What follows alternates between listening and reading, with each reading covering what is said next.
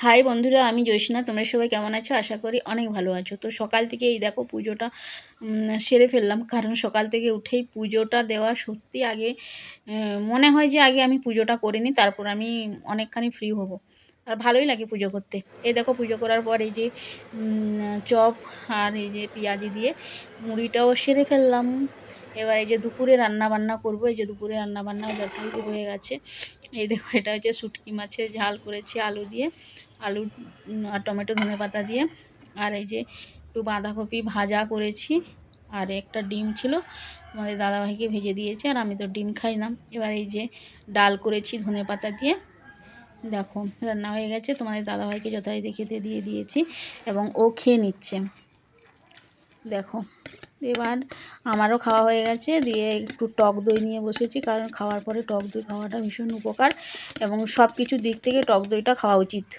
এই যে আমি খাচ্ছি, আর টক দই খেতে সত্যি খুব ভালো লাগে। ভালো লাগে কি, মানে অনেকে পছন্দ করে না, বাট আমার ভালো লাগে।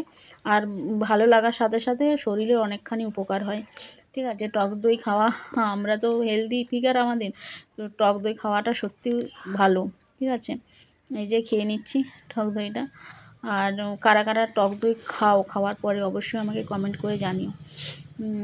ঠিক আছে, আর এই যে অনেকে কিন্তু পছন্দ করে না, বাট আমার ভালো লাগে খেতে, অনেকটাই সুন্দর লাগে।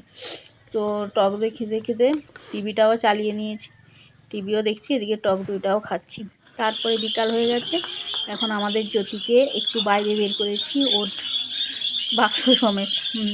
কারণ জ্যোতি আমাদের সকালবেলা থেকে বাইরেই থাকে, বাট ওই তার ওই এইখানে এই বাক্সটায় মানে সব দিন আমি পরিষ্কার করি।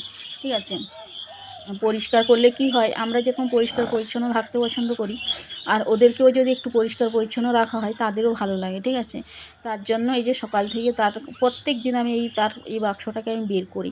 ঠিক আছে, বের করে সুন্দর করে পরিষ্কার করি, আর এই যে প্লেটটাও সুন্দর করে ধুয়ে আনি, দিয়ে ওকে একটু ছাড়ার পরে ও দেখো কত সুন্দরভাবে খেলছে দেখো।